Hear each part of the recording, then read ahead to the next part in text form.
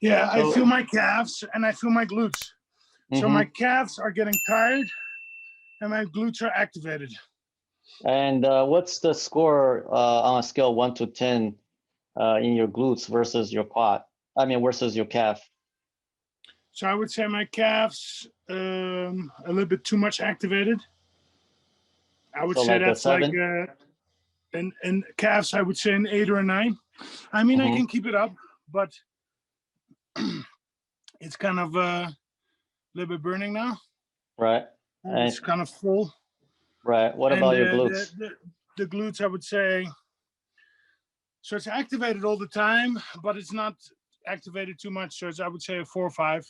4 or 5. So 8 or 9 to the calves and 4 or 5 to the glutes right now. Yes. Okay. Yeah, that will definitely change as we go up. Basically, your calf does not get fatigued at all because your fascial connection to the glutes is so strong and so responsive. Everything that you move around, it's all sitting on your glutes, and your glutes are very rarely fatigued because there's so much collagen fiber in there from the fascia.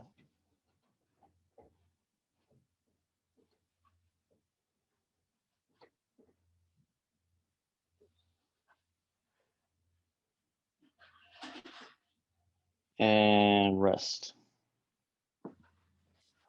Good. How do you feel on this side?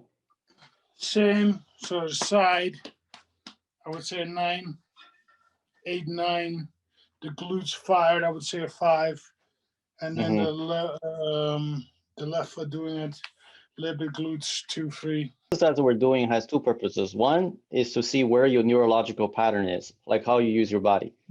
The elite athlete, they always have a specific neurological pattern. Always in the glutes, always in the abs. So we build that connection up. So every time you move, it's always going to use the correct neurological pattern. Because the issue is when someone moves and then they try to do the same movement, the body will try to compensate.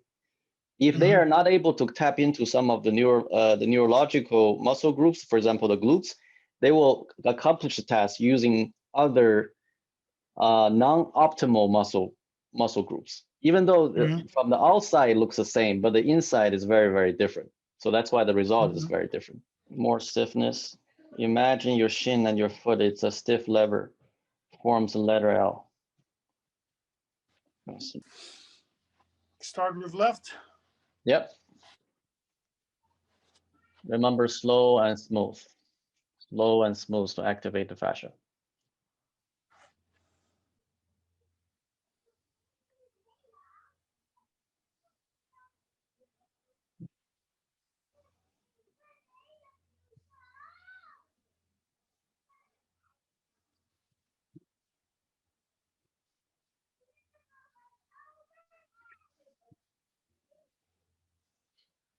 Drop it or keep going?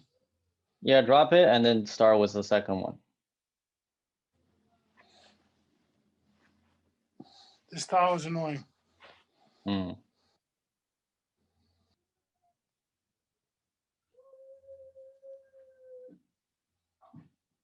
We have 10 seconds.